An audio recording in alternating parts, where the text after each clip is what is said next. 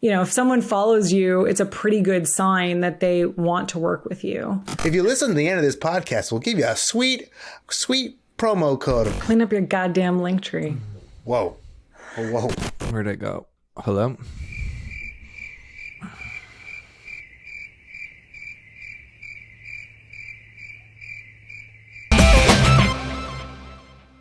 Hey, everybody. It's me, your old friend, Mateo Lopez, here with the Gym World Worldwide podcast. I'm with my co-host, John Franklin, a.k.a. Dad, a.k.a. Zad. And we're with our special guest today, Kaleda Connell. Kaleda, how the hell are you? I'm great. Thanks for having me, Mateo. Any updates in your life? Any new things going on in the world? I got a dog yesterday. Did you? Sure did.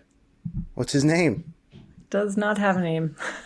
I knew to ask that question, dear viewers, because I knew that he doesn't have a name. Kaleda is very organized. It's part of why we brought her on today. She's very good at processes. She's very good at getting shit done. But the one thing she can't get done is name her new dog. And so I want everyone to know that although she's amazing, she's not perfect. And that's just one example of why. So today, for those who don't know, Kaleda is the CEO of Kilo. I don't really have a lot of familiarity with the company Kilo. I don't really know what they do or what's going on. But Kaleda, tell me a little bit about who you are and what you do for a living. Sure. So Kilo makes website and marketing automation software for gyms. We make their lives easier by doing all of these things for them. Everything from the website design to the marketing automation to the emails and text messages that go out. We even have social media templates and oh gosh, so much stuff for gym owners to make their lives easier. Wow. That sounds like a really cool company. We're also building a gym management software that should come out later this year. Right, Mateo? Right? What? Really? Oh my gosh. That's so cool. Wow. That sounds like a really cool place to work and lots of cool stuff going on. All jokes aside, yeah, we wanted to have Kaleda on today because she is, we love her. We love her so much. We made her the head of our company because John and I couldn't do it.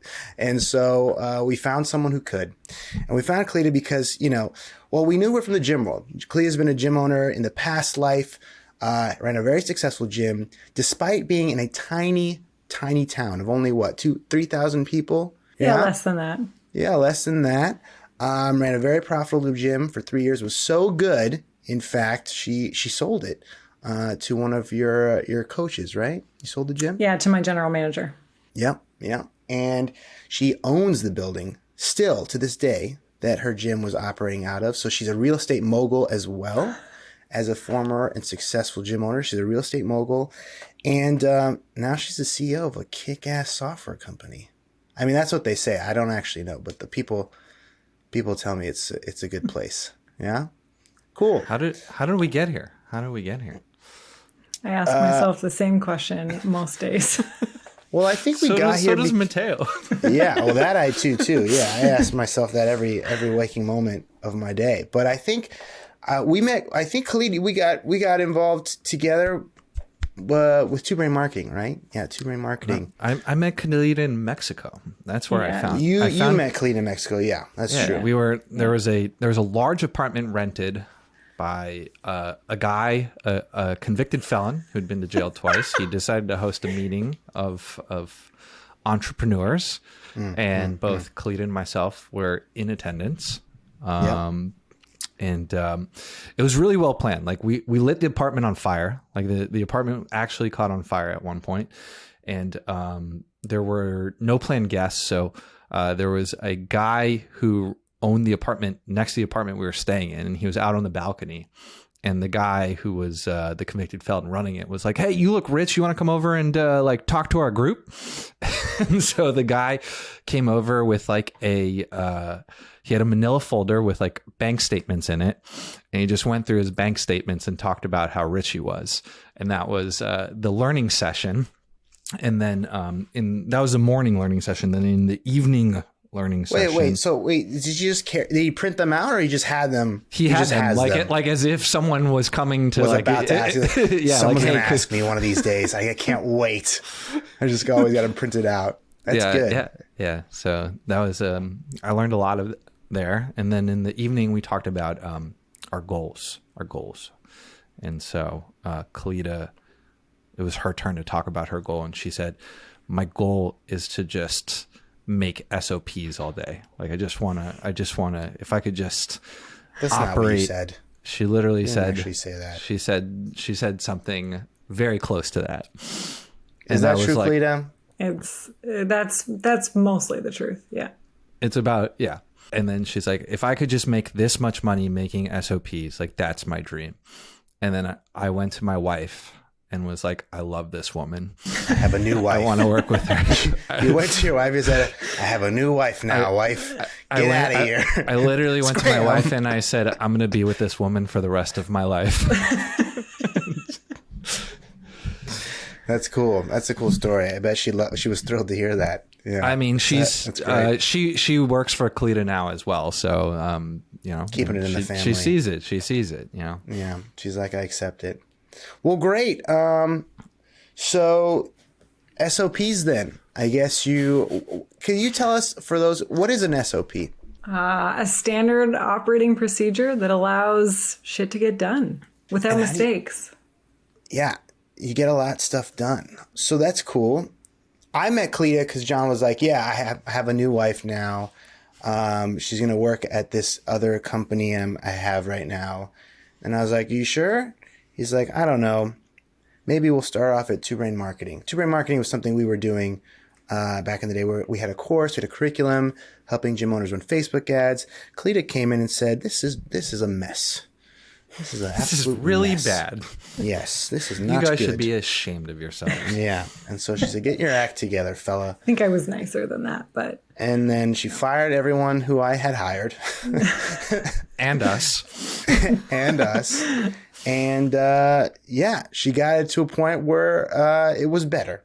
And more gym owners were having more success through our curriculum, which was great. I also had to manage all of the people that you guys had managed to piss off.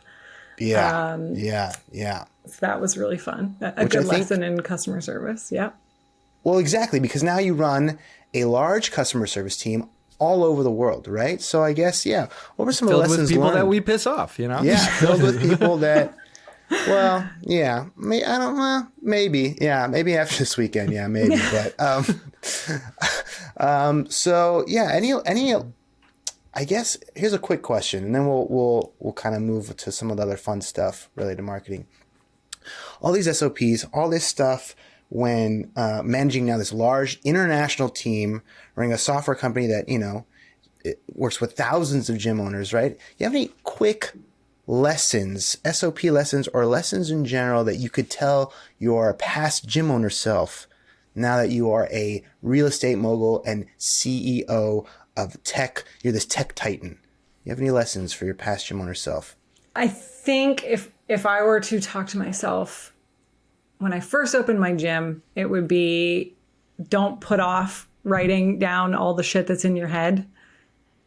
It feels like it's going to take a long time to write it down and then teach it to somebody and that kind of thing, but it's going to just take longer if you don't.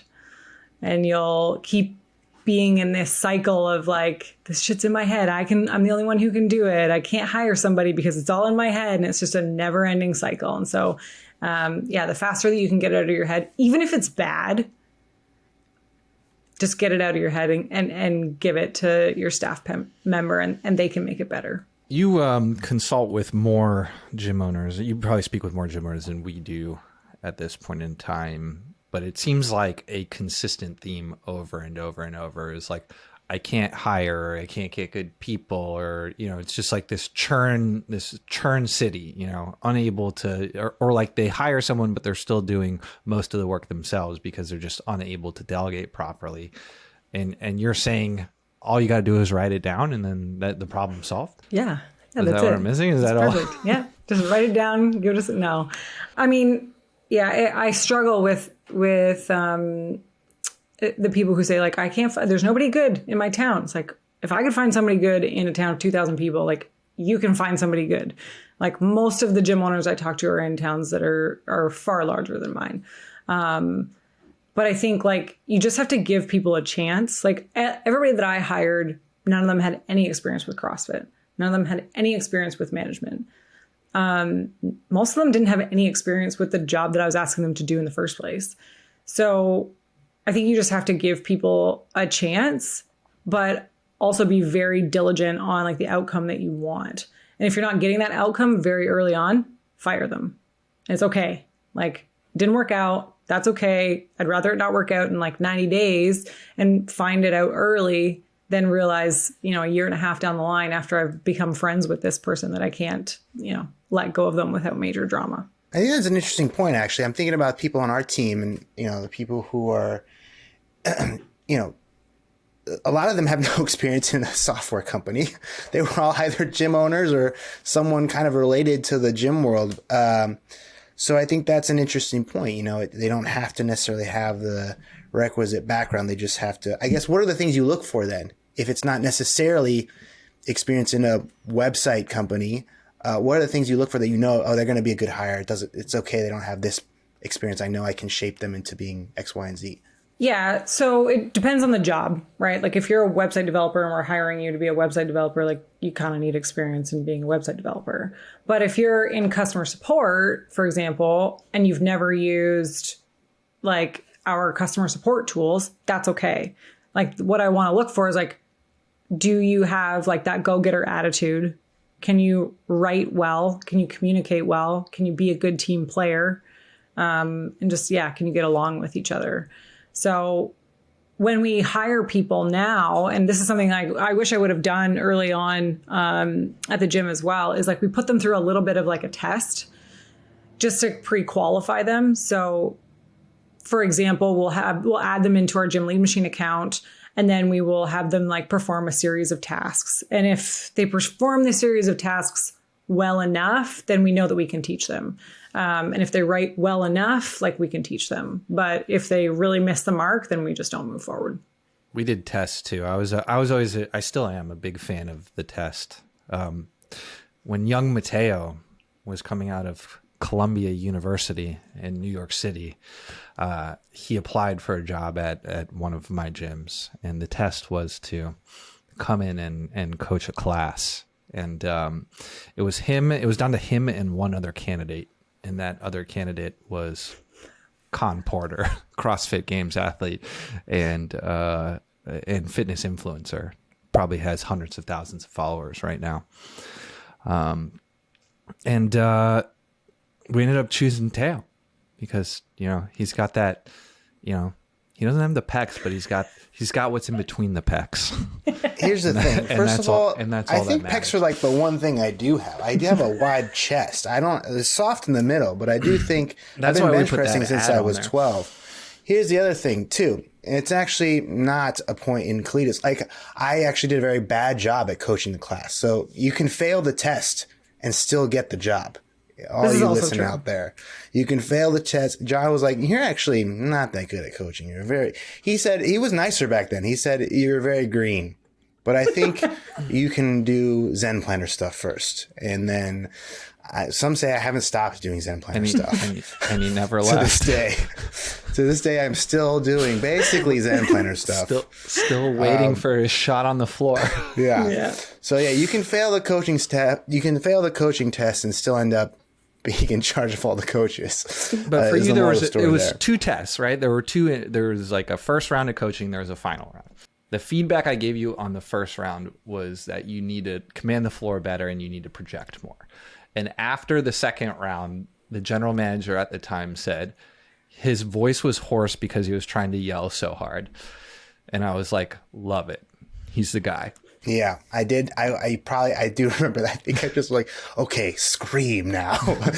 Scream and they'll give me this job. Just scream like your life depends on it. So that's cool. All right, great. Tries so hard, check. Right? Yeah. And now he just screams on the inside. There you go. Yeah. He's never stopped screaming. They're just silent screams now. There it is. So, okay, Kaleda, you are a master at building processes. It allowed you to grow your gym. It allowed you to sell your gym. It allowed you to be a landlord and manage this property from afar. It allowed you to fix our broken two-brain marketing curriculum and team. And it allowed you to and empowered you to build our team and get, we're able, now we work with and help over 1,000 gym owners with, or close to it. We have helped over 1,000. We work with close to 1,000 now. I think we're over 1,500 now in total sites built. Total sites built, yes. Yeah. Total sites built for sure, yeah.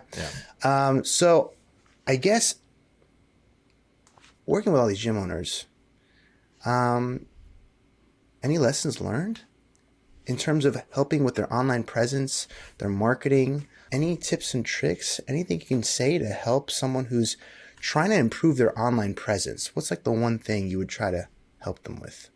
I mean, for the love of God, just make it easier. Like, just make it easier. Yeah. There's so many, like, take a gym's Instagram profile, for example. There's not enough detail on what is the next step that someone should take. I was on somebody's Instagram a couple of, maybe it was like 2 weeks ago, and they had in their call to action, like, call us, and then put a phone number. And like, how the hell am I supposed to call you? Am I supposed to like copy that from your Instagram, post and then put that into my phone? And then you actually want me to call? Like, I'm not going to call you. Yeah, if you're on the phone, I have to open up the other app, type the first 3 numbers, go back to Instagram, look at them, go back to the phone number, type the next 3 numbers, go back. Yeah, no, that's kind of hard. Make it You're easier. Right. That's sneaky hard. Yeah. What's the biggest mistake? Like, what is the most frequent issue you see? Making it harder, John. If making it easier is the thing you got to do, then making it harder. They get on the phone. They're like, "How do you make this harder, Kilo?" Yes. Can we put the numbers in Morse code? Yeah. Yeah. I mean, I guess it would depend on the platform, but for Instagram, the couple of the biggest mistakes I see is that, like, you go on to their link in bio, and their link in bio has like 1 billion different links in it, and no one knows what they're supposed to choose. Or they have really good like testimonials, which is not often, but a gym that does have good testimonials, they don't tell you what to do next. So just just making it really hard.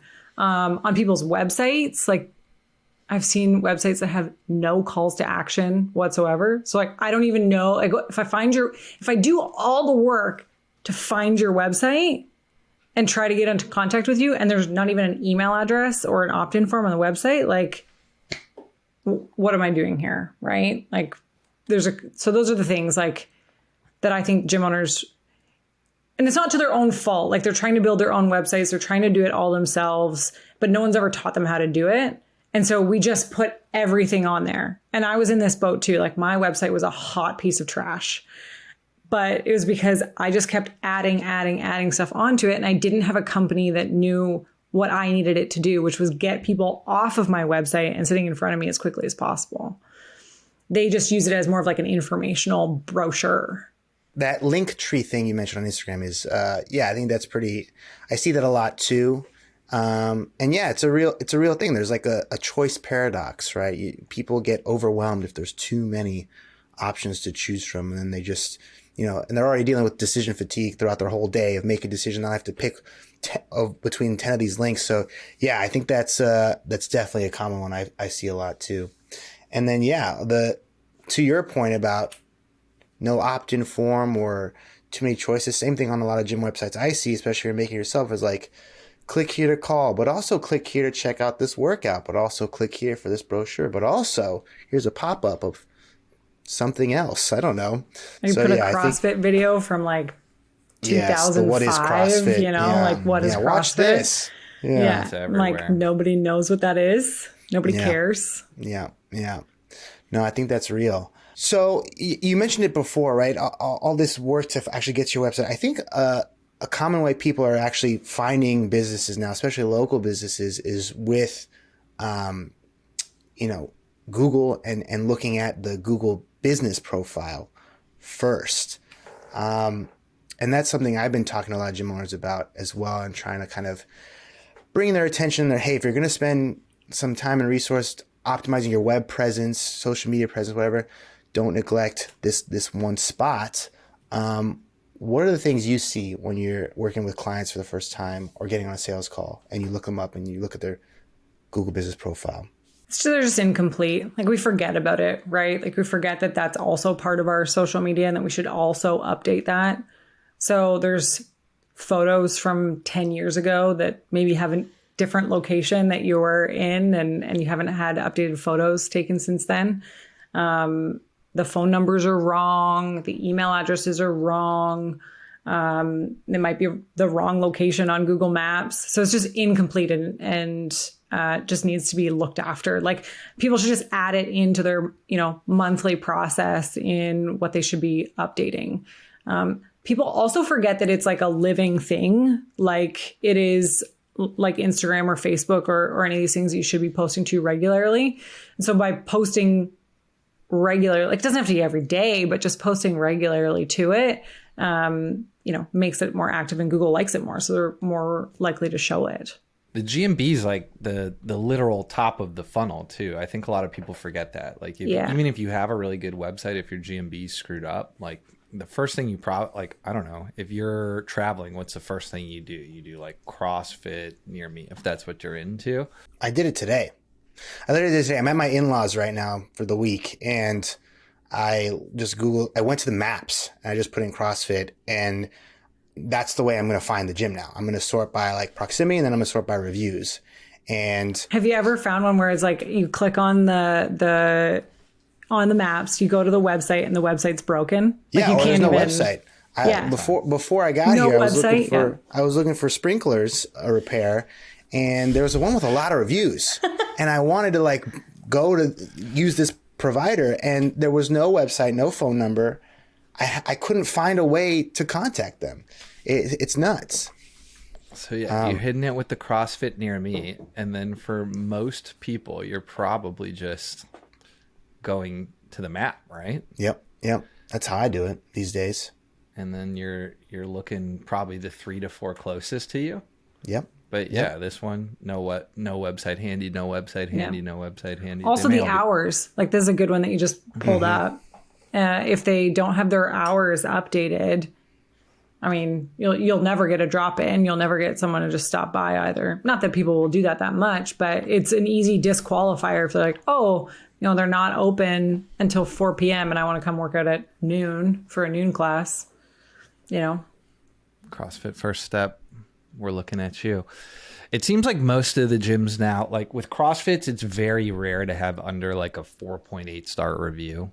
Anything under that would be like kind of a red flag because there's just such a relationship between the gym owner and the clients that like you really gotta hate someone to like work with them one-on-one for a while and go to like the actual classes and then go on the internet and like publicly slander their business. So yeah, you hurt their feelings in a meaningful way if that's happening. If you're under like a 4 or 5, that's a red flag. But yeah, you can see this one. No website. 973 phone number, so that's a different area code. And what I look for usually, like if I'm looking at CrossFit or a restaurant or something, I'll take a look at the reviews. Like when was the last review made? Ooh, that's a good one. I do that too. Yeah. You can also tell if there was like, I'll look and see if there was like a negative review. So you'll see like a 1-star review 8 months ago. Then you'll see like a flurry of 5-star reviews like the following month. That's typically like a red flag for me as well. It's not like staggered. I also I'll do a 4.7 with 70 reviews versus a 5 with only 10. For sure. I want that volume. But the Sea Dog, this is all we get. This is no photos. This is I got to make my This looks decision. like a back door to something. I got to make my decision based off of this. Yeah. Yeah. CrossFit Sea Dog. What's going on, dog? Should probably do this somewhere that isn't immediately around my house, you know, so within driving Don't come distance. after you. Exactly. But yeah, this one we got some group photos. Yeah, so this one all you have is 2 group photos, That don't look like they were taken And- recently. a logo, and same thing, just like an empty the 360 of the empty parking lot. So a lot of these are just, you know, this is prime opportunity. This is the first thing people are going to look at before they even go to your website. Like if I see something like this, I may not even click the website. Fit Town, I would guess they do a good job. Yeah. See how they have products listed too? Like a lot of people don't do that. Right. That's definitely a small little hack. And people are like, well, I don't sell, I sell services. Why would I have products? But you do. You have shirts you can put on there. You got in-body scans you can put on there. You've got, protein bars. You know, even if you're not shipping this stuff out, you want to feed Google that info because and Google's, On this, I don't know if you scroll back down there, John, but it will actually, you'll see responses from the owners on there too. And that will help Google recognize like, oh, this is actually an active profile and these people give a shit. Like, we'll probably bump this to the top. FitTown does a really good job. These guys aren't even affiliated anymore, I don't think. And they still pop up first for CrossFit search. That's because they just try a little bit harder. And we know these people. Teo is actually a member of their gym, so they do like they really do a good job. But you can see that you got pictures of kids, you got pictures of Gen Pop, you got pictures of active athletes. Like it just looks like a good professional looking gym. Yeah, like this is not hard to, get a photo shoot or even take some of your own photos like once a quarter and update this. Even through Gym Lead Machine, you can basically automate this and create a really easy SOP around it and use the social media planner and just pump it out there. So I just typed in gym. I didn't even put gym near me. And I'm, like I said, I'm visiting my in-laws. And I'm trying to find a place to work out. Look at this in the number. This is an ad. So yes, another way you can get to the top is just paying to play. But if you ignore the sponsored ones, this number 1 spot for the word gym, One Life Fitness and Nutrition. First of all, 84 reviews, so a good amount of reviews here. Over 400 photos, which I think is really a lot of photos, but it's important. It works. You can regularly add photos the same way you would regularly add stuff to your Instagram. And you have stuff from the owner, like Kaleda said. You have some people here posting and giving updates. So I think this is a really good one. And, not to toot our own horn, but I'm pretty sure they're one of our clients. Yeah, they are. I think they are a kilo gym. So showing up for not just the word CrossFit, but also just the word gym, which I think is, it's a testament to, the work they're doing on their GMB profile and then, what they have on their website. FitTown may also be a client as well. Happen to be ranking pretty well. Yeah, it's weird. They may or may not be. Yes, no, that's true. It's weird how that happened. So let's say people are getting inbound traffic from their websites. What are some things that people you're seeing? Let's say they are getting traffic. What are some mistakes you're seing there? We actually just did a website for a very well-known gym in London, UK. We redid their website. Yeah. They got more leads in 1 week than this website, the previous website, got in probably 6 months. Mm-hmm. It's in a very good area in London. This place should get a lot of leads. It's a very old gym, a very old domain, so it's got a lot of that domain juju. The main thing that gym owner wasn't doing was just reaching out to these leads fast enough. So they were getting opt-ins, although it was hard for them because they didn't have a really clear call to action, but they were getting, a couple inquiries a week, which is, any gym owner would love to get a couple of inquiries a week. Mm-hmm, mm-hmm. But the fact that previous gym owner was not like, this gym sold to a different owner and they got a new website and, whole shebang. But that previous owner wasn't reaching out to the leads at all. It was like, oh, sometime I'll answer that email. And it ended up being 2 weeks. And then that lead went somewhere else. So speed to calling or speed to replying to the inquiries is huge in order to get that new client in. I think we've been seeing a lot of that where like someone will buy a gym and then come have us make their website. Then all of a sudden the phone starts ringing again. So that's like a hack. If you're someone who's buying if you're someone who is looking to buy a gym or buy a second location, like you want to find one that has an old website that's crummy with like a ugly GMB and still manages to break even. Like one of the best gym that we ever bought had a terrible website and a terrible GMB and was like really dirty and didn't showcase the space well. And just by simply like having a call to action and then calling the leads back, like we were able to like triple the revenue of the gym in the first 7 months we bought it. It's just like, it's just kind of a no brainer. And we've been seeing a lot of people, who are acquiring gyms and then all they do is put a Kilo website on the thing and let the automations do the work and actually call their leads. And it's something where, you can literally double your sales in a matter of months, by making that one simple, like not even changing anything else with the gym, just fixing the front page, the top of the funnel. So Kaleda, what's do we recommend gating pricing, not gating pricing? Like it's still a question I see all the time in affiliate groups is like, do you show your pricing or not? Yeah. So internally, like when we have clients that ask this question, we want them to do the thing that like feels best for them. If morally they feel like they need to display pricing, like display pricing, but put a call to action on there just to say like, we might have more options if you're interested in something else. Ideally though, like if you have a leads problem, gate it. If you don't have a leads problem, don't gate it. If you want to be more selective about the people that you want in your gym and you want them to be able to pay that price point, you don't like, you're not starving for members, don't gate it. But if you need people, you need those inquiries, like gate it. You don't have to be cagey about it though. Like you don't have to, if someone inquires and they're like, listen, all I want to know is the price. And you don't have to be like, well, I will tell you the price once you're sitting in front of me. You don't have to do that. You can tell them the price, but you can also, get them in front of you at the same time. So you don't have to be cagey. You can just be a real human, tell them the price. But then at least then you have their email address and you can continue to nurture that person and display why your price is the way it is. Have you found that gym owners are really passionate about their website? Some. Our ideal client is like, listen, I don't know what I'm doing and I don't want to do this anymore. Like, can you just take care of this for me? So yeah, of course we can do that. Like that's our job. We love doing that. We love making your life easier.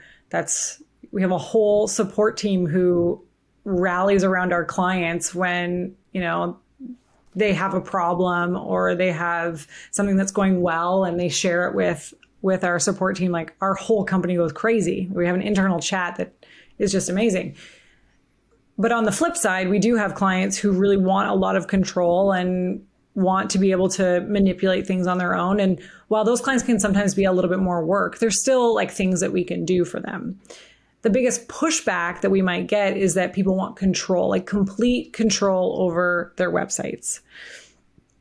Sometimes what we see with that is gym owners like to tinker a lot. And we really like to try new things and break things. And you guys did all kinds of weird tests, fitness tests in your gym. I heard of, drinking liters and liters of milk. And I'm sure that was not good for you. Did we drink milk?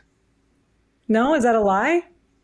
Did we drink milk? That was not a gym sponsored event. That was an after hours. You were still gym owners trying weird stuff. We did experiment. You're right. We did. It was after hours, but yes. Point taken, Kaleda. Thank you. Had that worked, you may have implemented some kind of nutrition program in your gym more milk. That, drink lots of milk. More milk. Yeah. But what we see is like, myself included, we like to break things. And then when we break them and we realize that they don't work, we have a hard time putting them back. And so with the amount of clients that we have and the amount of data that we've collected, when a gym owner asks us, like, can you do this thing? We typically say, no, we can't, but here are the reasons why. Or if they really want to do the thing, we'll say, hey, listen, we don't really recommend that. And here are the reasons why. If you still want to go ahead with this, we can do it. But we warn you against it. 9 times out of 10, the gym owner says, you know what, I didn't even think of that. Thanks for letting me know. We won't move ahead with that. On the 10th time, the gym owner will really want that to happen, and that's fine. We'll go ahead, we'll do it, we'll monitor it for them. And then if they are not happy with it, we will change it back.